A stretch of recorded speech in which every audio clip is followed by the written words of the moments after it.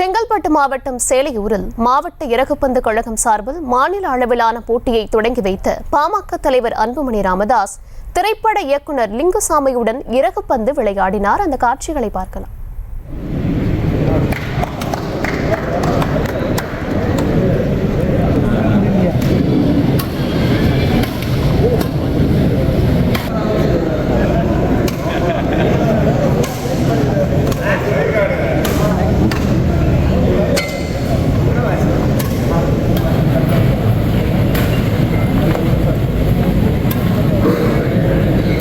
விவரங்களுடன் இணைகிறார் செய்தியாளர் கந்தன்.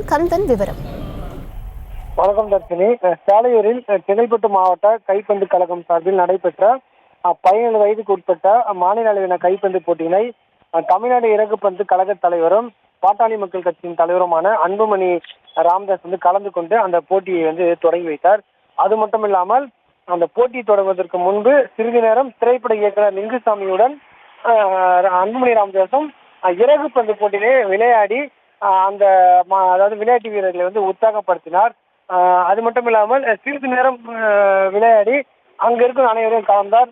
அதன் பிறகு செய்தியாளரை சந்தித்த அன்புமணி ராமதாஸ் விக்கிரவாண்டி இடைத்தேர்தலை பற்றி பல்வேறு தகவலை தெரிவித்துள்ளார். அது மட்டும் இல்லாமல் அங்குள்ள தேர்தல் அதிகாரி ஒரு பஞ்சாயத்து தேர்தலை கூட நடத்த தெரியாத அளவுக்கு நடத்துவதாகவும் விக்கிரவாண்டி இடைத்தேர்தலில் அதிக அளவுக்கு பணம் பட்டுவாடா நடப்பதாகவும் தற்போது தெரிவித்துள்ளார்.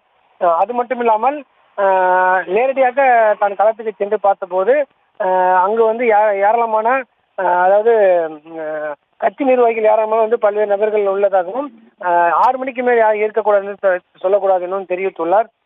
அது மட்டும் இல்லாமல் கள்ளக்குறிச்சியில் இறந்ததுக்கு சிபிசிஐடி வைக்க வேண்டும் என்பதும் அதே போன்று ஆம்ஸ்டான் கொலை வழக்குக்கு சிபிசிஐடி வைக்க வேண்டும் என்றும் தற்போது கோரிக்கை விடுத்துள்ளார்.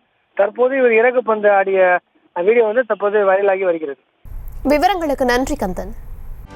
செய்திகளை உடனுக்குடனும் துல்லியமாகவும் தெரிந்து கொள்ள சப்ஸ்கிரைப் பண்ணுங்க.